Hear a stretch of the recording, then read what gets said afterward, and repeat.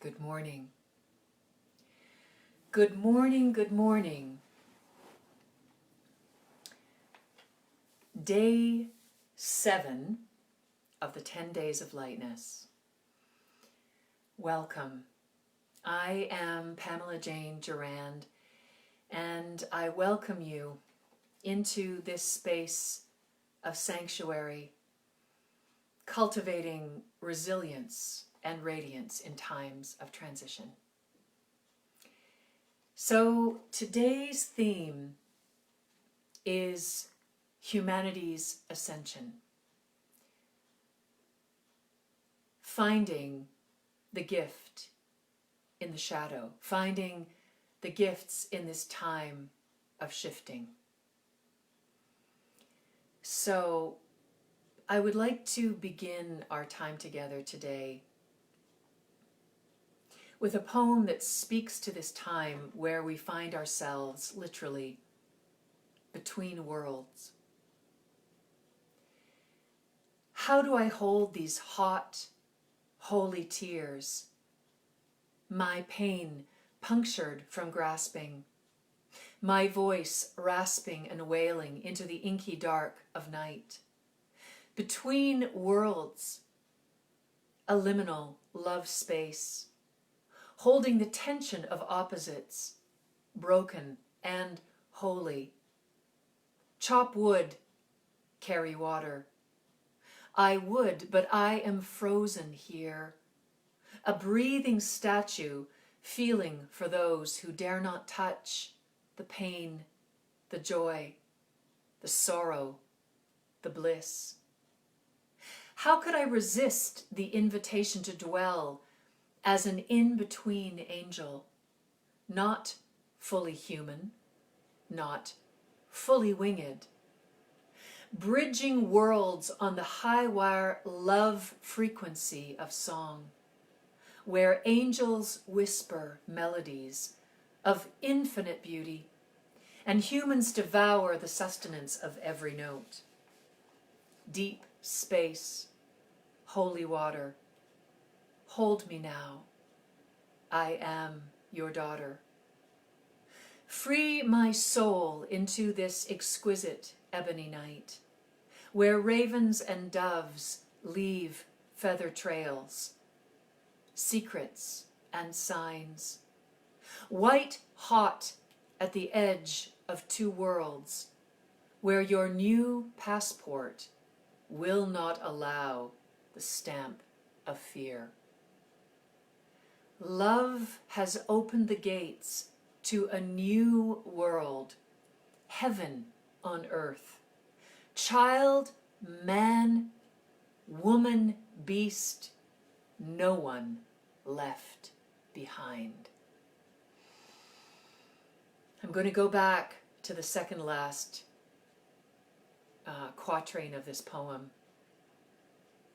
White hot at the edge of two worlds, where your new passport will not allow the stamp of fear. Love has opened the gates to a new world, heaven on earth, child, man, woman, beast, no one left behind.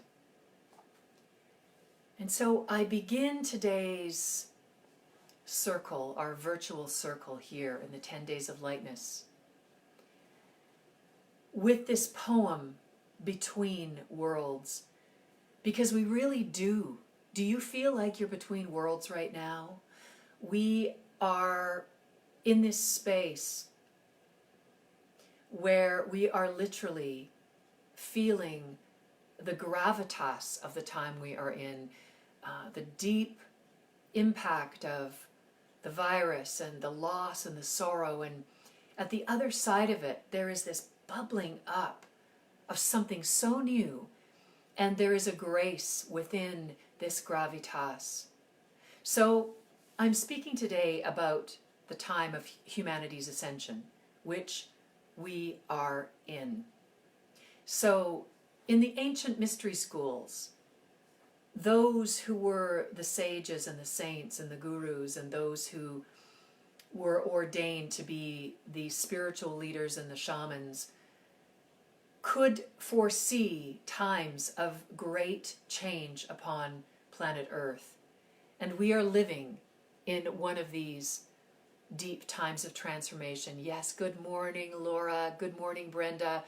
So wonderful to see you here. I began this morning clicking live and entering into this space. And to begin with, every moment right now is such a moment of surrender and exploration, because I started and I thought, is it working? Because I didn't see anybody here.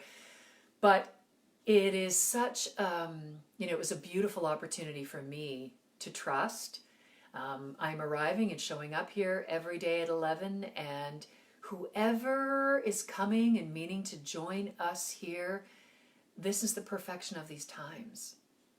Because we are being invited not to put our focus on outward experiences or even to make any assumptions, or really to draw our focus inward. And so on the theme today of humanity's ascension and finding the gift in these shifting times, I read this poem, Between Worlds, where the line, white hot at the edge of two worlds, where your new passport will not allow the stamp of fear. I brought that into our circle today because we are being activated. And when we know that we are always at choice as to what we will experience in the world, and what our response and attitude will be to what is happening around us, we can be inundated with the energy of fear. And we are always at choice to drop whatever the story is, whatever is activating that fear in us, that messaging, that narrative. As long as I said a few days ago, there isn't a pot on fire on your stove, or something isn't actually threatening your physical well-being at this moment. So much of the fear that's circulating in the world right now and within us is an idea, is a concept, is a what may come fear. So to meet that with the grace of our open-hearted love. So this time that we are in, this time of ascension, is literally a time of shifting from the coordinates of the lower ego self, where we are driven by survival, where we are driven by competition and need, which then becomes greed because we feel there isn't enough. And when we are in that small survival self, we are driven by fear, by any of these survival mechanisms that prompt us to be always on the lookout, to feel that there won't be enough, to hoard the toilet paper, to need to fill our shelves with food because there is a fear that there won't be enough. There is a fear that we are alone. There is a fear that we must constantly be running from this animal of this fear. So the contrast of this, the other side of this that we are being invited to on this path of ascension, this awakening that we are all in right now, is this expansive higher self state that is the skywriting of the story, that sees from the higher perspective, that is the heart knowing. The mind may chatter and be giving you all sorts of stories and spiraling into more fear and anxiety. When we allow the story and the fear narrative to recede to the back, and we quiet the mind and we bring the mind into the heart and allow the heart to be the primary guide of our life stream, of our actions, of our thoughts. and allow the mind to come into coherence with the heart. But rather than the mind driving the show and being that survival animal that keeps us in that fight, flight, or freeze state, where our breath is shallow and our heart rate is elevated, we allow ourselves to drop into the heart, into this center of higher awareness, into this space of what I call the mothering calm. Because this love that I speak about is not the hallmark love of something conceptual and light. And I will say, yes, love is always an embrace of the light, but the love that I am speaking of, this mothering calm, is the love that meets our pain and our fear and holds us while we are quivering, while we are sobbing. This is the love of the great mother herself. So this is what we are invoking at this time. The love of the great mother, however you conceive of this energy. Be it Mother Mary, be it the goddess Kuan Yin, who in the Eastern traditions is the goddess of mercy and compassion. So when we invoke the energy of Kuan Yin, we are literally invoking the energy of this great mothering love to hold us in this space of deep change and transformation, this feeling of gravitas, that something is rumbling around the planet right now. And as we, as humanity, are deep in this time of ascension right now, it is an invitation to access our highest capacity to love, to bring higher understanding, to pause instead of reacting in that lower animal survival state, which is to run, to freeze, to lose our higher capacities of intuition. The invitation is literally to pause and to move into the space of the heart. So this mothering calm that holds us in our fear, that holds us in all of these shadow emotions that may be arising at this time, is an opportunity to awaken a deeper quality of compassion and understanding. So I want to thank Jeff Foster, who is an amazing teacher and light worker, way shower. Something came in from him in an email this morning, and when we come into the knowing that we are always being guided, it becomes like this divine wink that emails come in on the day that I am speaking to the theme of humanity's ascension and loving where we are. Jeff's email came in today that says there are two core fears that we carry: losing what you have and not getting what you want. So Jeff says there is one solution: falling in love with where you are. So let's let that drop in a little more. If there are two core fears, losing what we have and not getting what you want, and that there's only one solution: to fall in love with where we are. This is deep, deep medicine right now.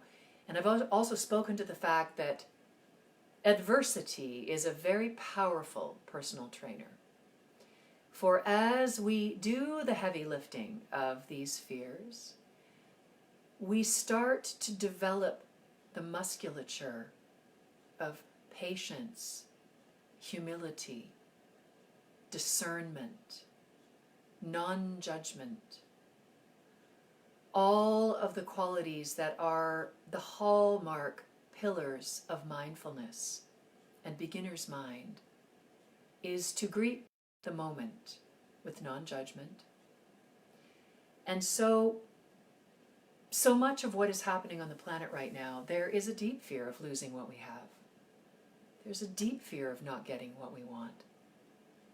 So much of our autonomy and agency of being in the world right now, we've been brought to a full stop. So this falling in love with where we are takes a huge amount of courage and clarity and compassion. And these, I think of these C words because right now there are other C words circulating: chaos, change, calamity. There are so many ways that we can feel deeply unsettled by what is arising in the world. So I invite you that every time you feel crisis, that word arising in you, to meet it with these other C words: courage, clarity, compassion, and creativity. How can you shift from this feeling of fear and uncertainty and groundlessness to bringing into your own life a greater feeling of calm, of courage, of clarity, of being able to fall in love with where you are?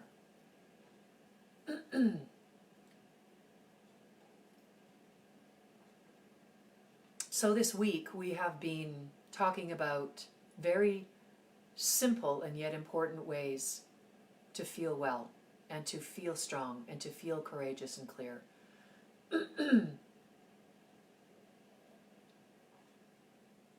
And drinking plenty of water is one of them. I'm also clearing a lot in my throat center. This has been happening every time I've been doing a transmission. Wow, I can feel it. And you may be feeling it in different parts of your body. You know, you might have an unsettled stomach. Your digestion may be off. You may be feeling a tightness in your chest. As I come into this circle, I'm often finding that there is a something to clear in my throat, because it is such a powerful time that we are in, and we are clearing not only our own fears and shadow, but we are clearing the fear and shadow in our ancestral lineage, and that which is bubbling in the collective right now, all of the fear and uncertainty and the shadow in the collective. So whenever something arises, if it's a headache, if it's something in your stomach, in your heart, for me right now in my throat, just take a moment to pause. Recognize that there is so much more going on than meets the eye, than you might think is happening right now. And we are being invited into a deeper processing of this time that goes beyond what might be our rational thought, inviting this processing, this digesting, this activating of our heart wisdom. So, I want to invite you in today, because one of the most powerful ways we access our heart wisdom is through sound and through music. I have said, when people say, what is sound healing? I say that sound offers us a vibrational bridge to our undefended heart. Sound has the ability to bypass all of the filters of our clever intellect that will give us answers of right, wrong, what I know to be true, what are not fitting in with my beliefs, the filters of the left brain. And sound brings us into the right brain, where we find the feminine aspects of receptivity, creativity, intuition, connected to the divinity of our spiritual self. So in our right brain, we open to that which is less linear, to that which is the spiral of our soulful capacities, to our feeling nature. Our left brain is logical and rational and linked to the mind. Our right brain is linked to our feeling center, our emotional landscape, to the voice of our soul that is always guiding us to a more expansive experience of what is arising in our life. So if we have two core fears, losing what we have and not getting what we want, this is really in the mind. The mind is thinking, if I fear losing what I have or not getting what I want, the heart is inviting us to a deeper knowing, to connect to our divine guidance, to fall in love with where we are. We must surrender the mind and allow the heart and our connection to our divine source to hold us in this, what I call the mothering calm. Because in the heart space, we literally begin to open the channel to greater light, to greater divinity, to relaxation, where when we relax and allow the curtains of our heart to open, this is where we contact harmony, beauty. And when I say sound offers us a vibrational bridge to our undefended heart, we don't have to think about it. Music takes us to the place where we remember. We remember the feeling of what it is to be held, the feeling of what it is to dance, and to be guided by that invisible music beyond the mind to a space where the heart knows all.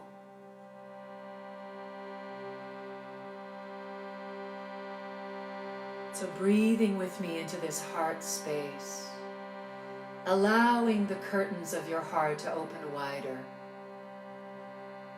letting fear and uncertainty to melt into the background, letting the mind soften and become in service to your heart wisdom, in coherence, where we allow, as Rumi says, in your light I learn how to love, in your beauty how to make poems.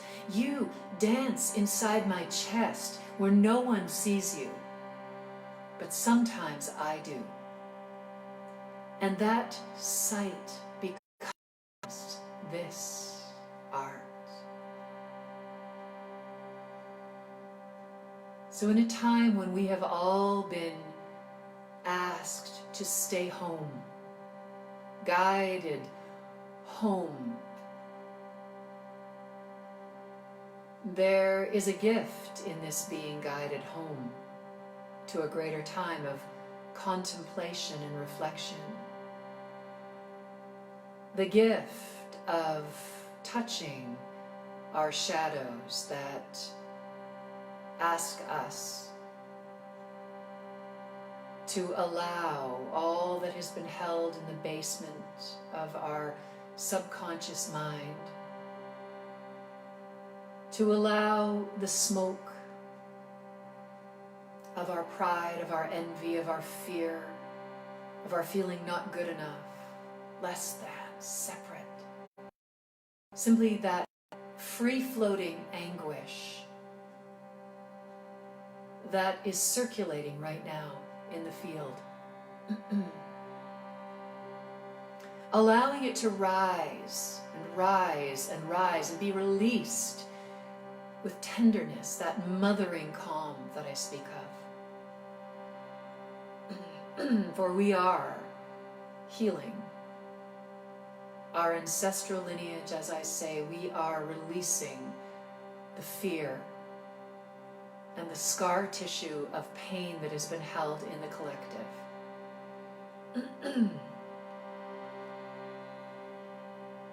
And there is a song that is wanting to be sung through you right now. There is a song, a tender song that is only yours, that is wanting to be sung right now. And perhaps you will close your eyes and breathe into this heart space. Maybe you will just simply drink of this song or sing with me from where you are.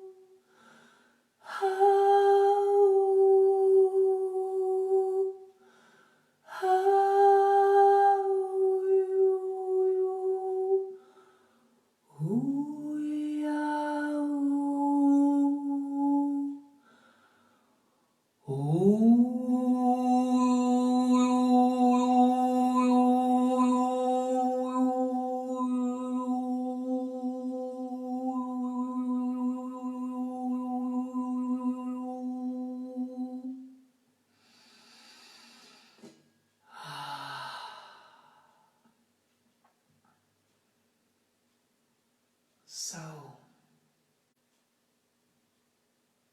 in opening the channel to these song frequencies, these light frequencies, we bring in the angelic frequencies that circulate through our body, showering us with golden, platinum, divine light, the light of the Christ. As we invite in these higher sound frequencies, these angelic tones, we can literally feel ourselves filled with rainbow light. This light that is what our DNA is made up of. And as I brought in those lower frequencies, I can feel myself guided to connect with that lower sound of the Tibetan monks who chant from that guttural place, that earthly sound, that tone of the masculine meeting the feminine, literally where the monks in Tibet on a daily basis spend hours and hours and hours chanting to liberate humanity, contacting these frequencies. I'm going to go off my speaker, my mic there. So there is this incredible spectrum of sound that when we simply breathe into our heart space and breathe out on a sigh, a tone, can be such a simple thing. The sound of who is a very freeing sound. It may activate the contemplating of who am I?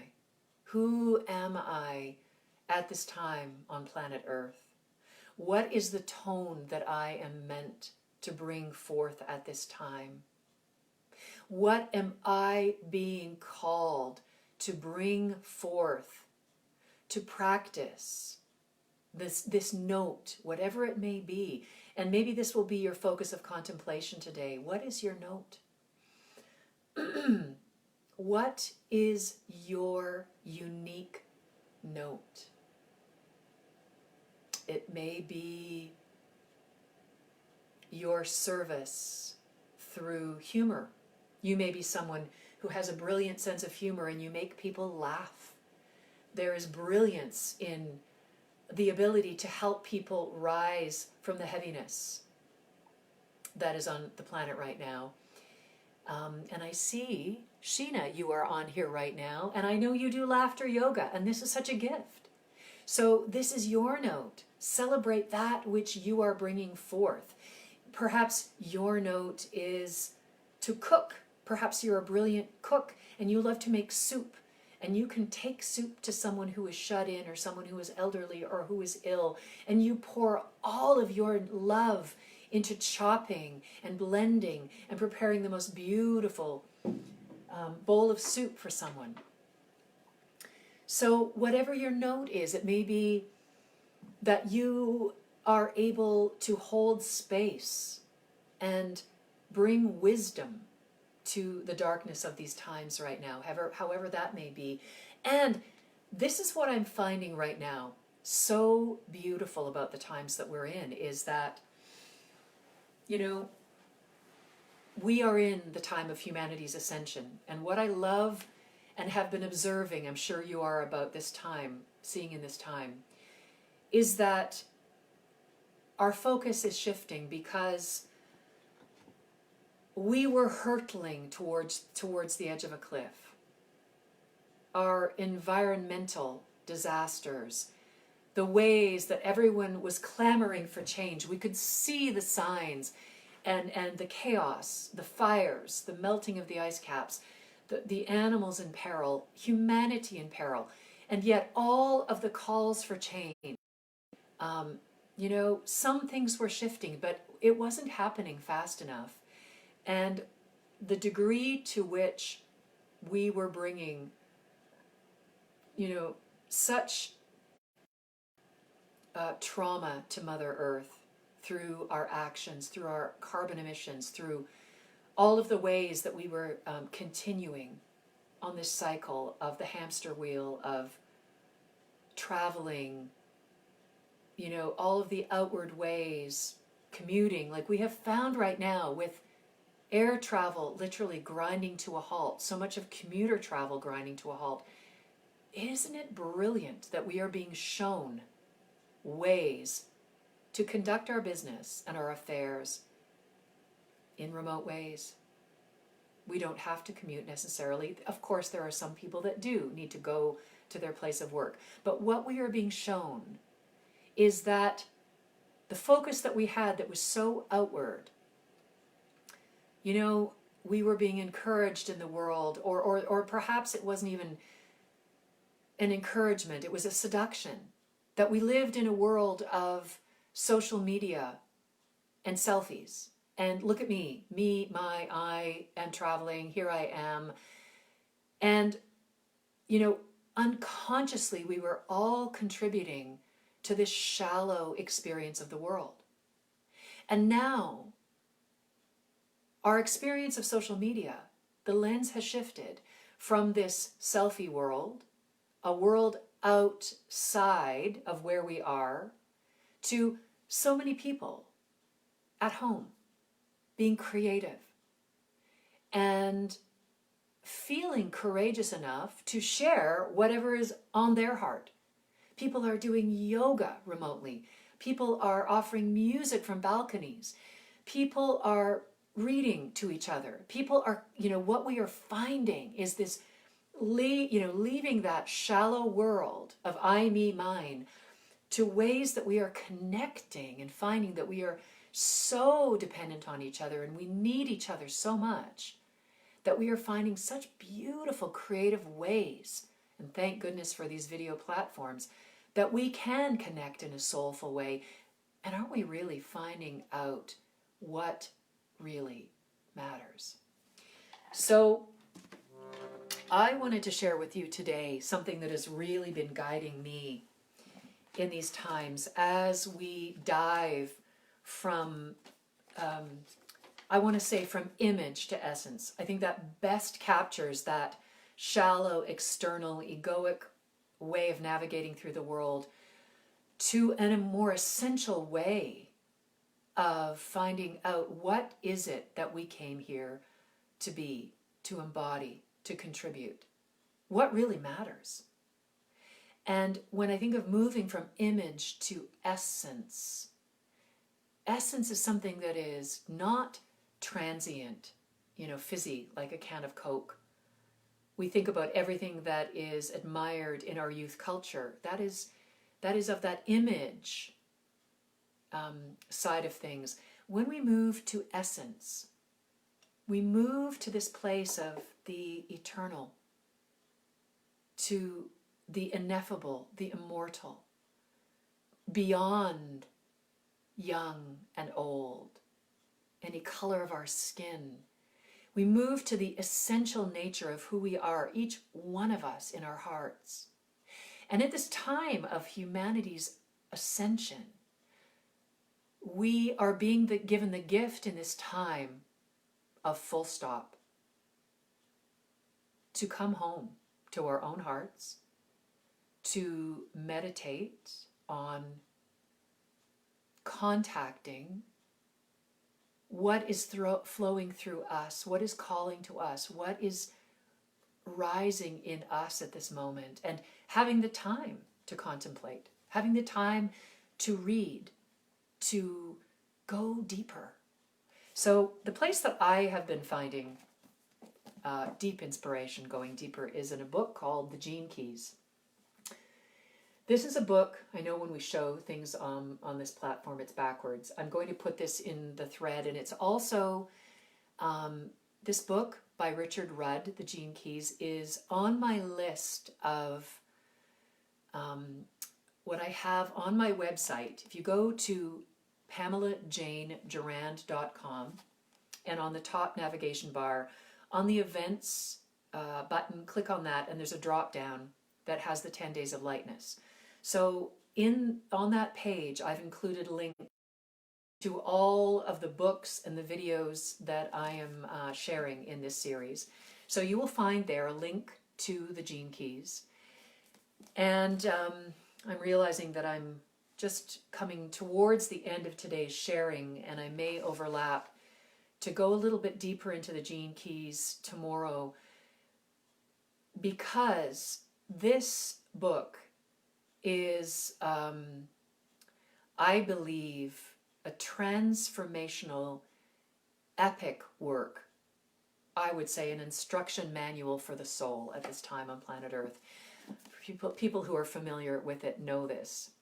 So Richard Rudd received a substantial inheritance, and the gift of this inheritance gave him the gift of time. He spent 7 years writing this book. And I would say researching this book, but I believe it was much more of an opening to transmit and receive it as a divine download. So when you go to the link on my webpage, you will see that this is an interactive book. So you will be able to receive your own personalized hologenetic profile. So the Gene Keys is a complex, layered, exquisite map for ascension for humanity at this time. And Richard Rudd was guided to write this book inspired by the teachings of the Chinese I Ching and his research in the science of our genetic makeup as humans. So you can go to the website and type in your birth date, time, and the location of your birth.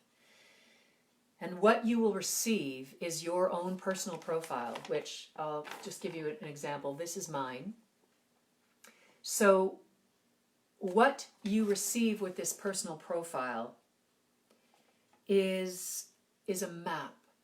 It's a guide to diving in and excavating your own shadow material, and basically, it's not a basic thing, working on your own experience of enlightenment, engaging the light that you are and becoming all that you are meant to be. That's what I say enlightenment is. Accessing the light that you are, releasing anything that has been a block, anything that has suppressed or kept you from this light, and we all have shadows, and allowing yourself to rise into the gifts that you have brought here to liberate. So the beautiful, beautiful thing about this book that I love about the Gene Keys is that each one of the 64 Gene Keys has 3 elements: a shadow, a gift, and a siddhi. So the shadow is just what it sounds like. It is the it is the dark, lower vibrational emotions, experiences that we all carry being human.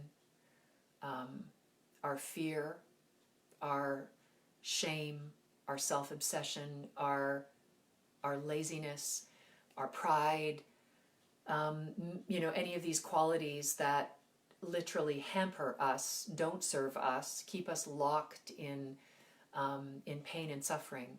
So there's a shadow, there's a gift. So these are the qualities that as we rise higher, these are the qualities and what do I want to say? What we have brought within us in this lifetime as what we have come to share and liberate, that are experiences of a higher vibrational order, love, peace, wisdom, equanimity, non-judgment, naturalness, our humility, grace. So the siddhi, which is the third aspect in this book, siddhi is a Sanskrit word which means divine gift. So we are literally moving through from the shadow to the gift to the siddhi, which I kind of see the siddhi as a merging of our shadow and our gift to where we transcend to our ultimate liberation, illumination, realization, enlightenment. And this divine gift of the siddhi, I love how Richard Rudd describes moving through the purposefulness of each one of these aspects. So I wanted to read to you a little bit of how Richard Rudd came to write this book and how he describes a perfect autumn morning when he was in Italy. And he ended up entering what he described as a magical place in the Sibriuni Mountains, where one of the most successful Christian monastic orders in history was located. And one of the saints that had lived there, a humble hermit, once spent his life in a daily vigil there, whose name was Saint Benedict. And so Richard Rudd tells this story in his introduction to the Gene Keys, saying that as he lay upon the cold slab, he experienced a vision in this cave, or at least the reflection of a vision. He said he saw a pair of eyes looking at him.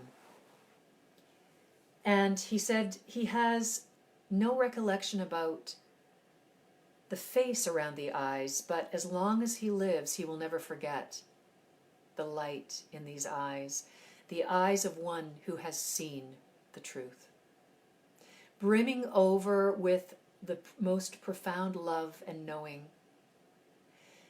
So he said that what he saw in Saint Benedict's eyes brought him to wanting to write this book, to receive this book. He writes, "Many new things begin with a vision. The thing I have learned about all true visions is that they are not limited to a single event. Once the initial download has occurred, the vision begins its real purpose, to transform you into the heightened frequency of the original experience. This book, The Gene Keys, sprang up around a vision, and it conveys, inasmuch as words can, the core of that vision. The vision I personally received came long before the experience of seeing Saint Benedict's eyes. It came to me early in my life, and I have carried it secretly inside me ever since. I might better say that the vision came out of me rather than to me, because, as this book will testify, our destinies are written inside our very DNA. Like Saint Benedict's vision, my own way was a direct experience of the perfection of all creation. I too saw the vision in my vision, the future in my vision, but I saw it as already having occurred, which gave me the same conviction that I glimpsed in the hermit's eyes. This book then affords a view through the universal eye, the eye that has already seen the beauty, wonder, and certainty of the future of humanity. We are entering a new solar age, and like the sun, the Gene Keys offer nothing but optimism." So I chose those words from Richard Rudd's introduction today because I love that he talks about this vision being an eye that has already seen the beauty, the wonder, the certainty of the future of humanity being one of optimism, because I am feeling this too. And I know that there is a gravitas sitting upon the hearts of all of us on planet Earth at this time. And within this gravitas, we are being held and invited into a grace so profound, a full stop, so that we can enter the cave just as Richard Rudd did, that monastic cave where he glimpsed Saint Benedict's eyes in his vision. We are being entered or invited to enter the cave of our own contemplation, awakening, ascension, reckoning with all that is falling away, all that is dying. There is something so profound awakening within the seeds of this old falling away. And so I will close. I actually am going to close today's session with this poem again. I'm going to bookend. I began today's session with a poem called Between Worlds that I wrote a little while ago, really ruminating myself on this time that we are in. And it was a dark moment where I was feeling the contraction so deeply that I'm sure you've experienced this, where the pain becomes so deep that it cracks something open in you. And for me, the place that I go to often is to write. Often I need to move the energy. It might be that I need to go for a walk in the forest. I might need, water moves energy beautifully. But when it comes to a point where I need to write something and I want to put pen to paper to move out the confusion, the despair, the tightness, I find that the actual act of writing, hand writing, loosens the grip of that contraction, of that fear, of the not knowing, and opens a gateway to allowing our own higher wisdom that is always there, like a cloud above us, to enter in.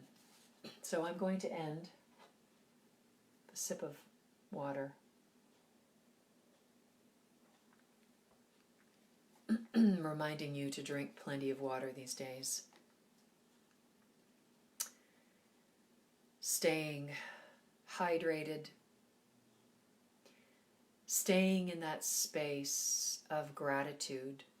And for those of us who aren't on the front lines, those of us who aren't needing through our work to be in the places where there is so much pain and loss and suffering and the heart of the conflict and the chaos that's on the planet right now. I believe for those of us that are being asked to stay home, it is our role to hold space. If we have the privilege of a safe space and a home to be in, and there are many on the planet who do not, to send our compassion and our mothering love, and men and women all carry this divine feminine capacity to hold mercy and compassion for those who are suffering, to simply pause and direct that place in your heart where you open the curtains of your heart, to breathe out compassion and love and the light of mercy to those who may be in pain, or serving those who are in pain or ill. That we can literally become instruments of peace. we may think that we need to physically be there doing this, but as humanity ascends, our vibration is getting finer and finer, lighter and lighter. More, we are more vibrantly connecting energetically beyond the physical, this 3D body that we have. We are multidimensional energetic beings. Yes, I'm clearing so much from my throat today, and this is good. Clearing anything that has held us in the prison of our mind. Maybe that's something that I was clearing on behalf of the planet, that we are separate, that we are just a physical body, skin and bone and blood. Because as humanity ascends and we move from separation consciousness of the ego, I, me, mine, to unity consciousness, we are understanding that we connect to each other in the field of all that is through our thoughts. And we are vibrantly connecting to each other at this time.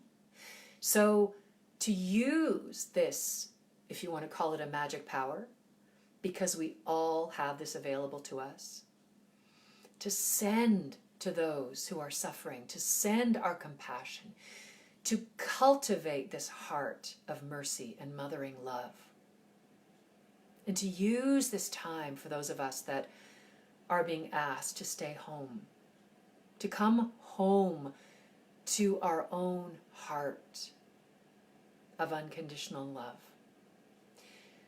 So I will leave you today with this poem, Between Worlds, because we find ourselves between these worlds right now.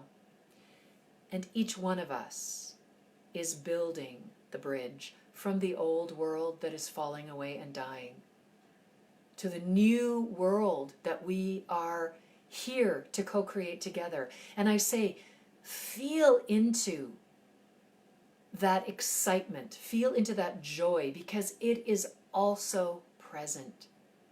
There is something so vitally alive in this shift right now. Something that is so palpable that we can feel almost a sense of relief. Certainly we can feel it from Mother Gaia.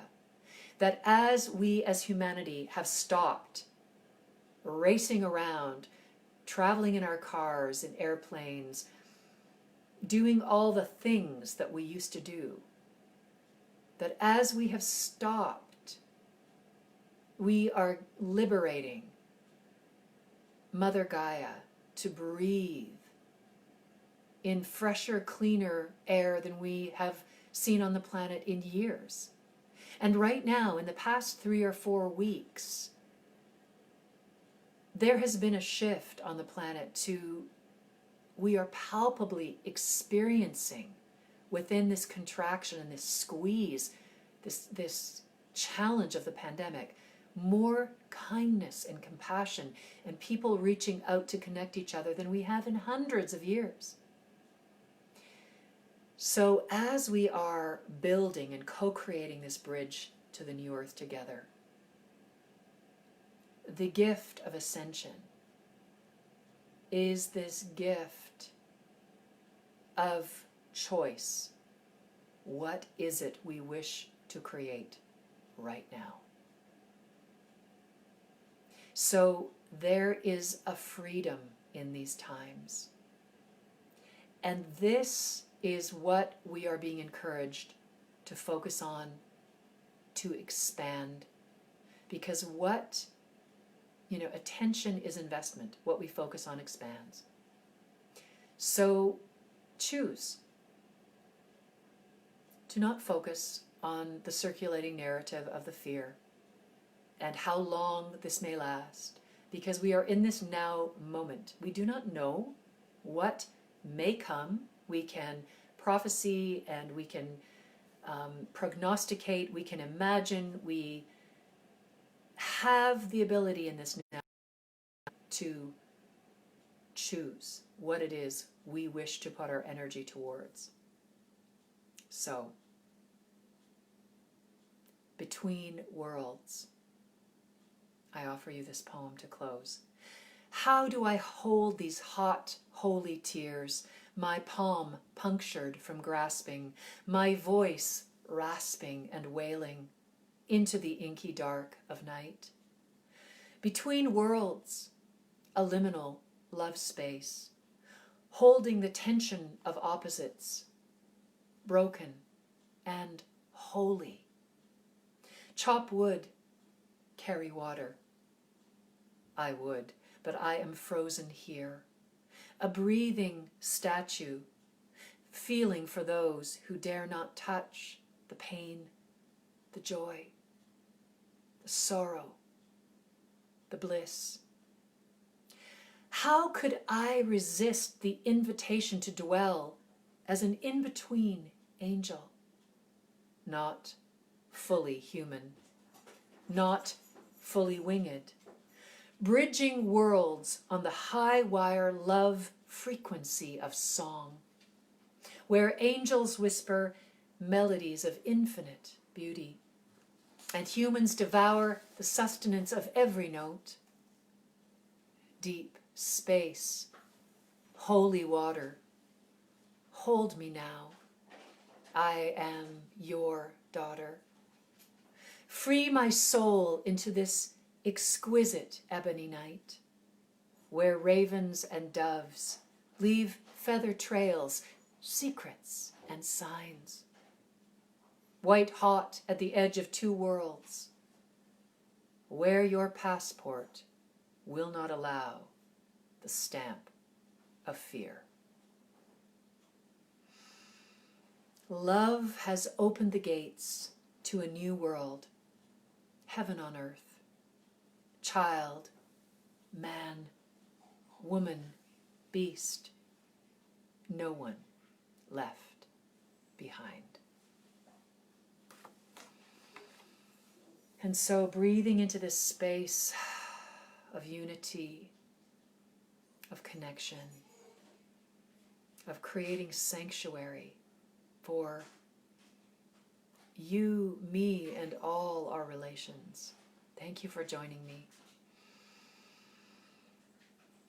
I send you deep gratitude, love abounding.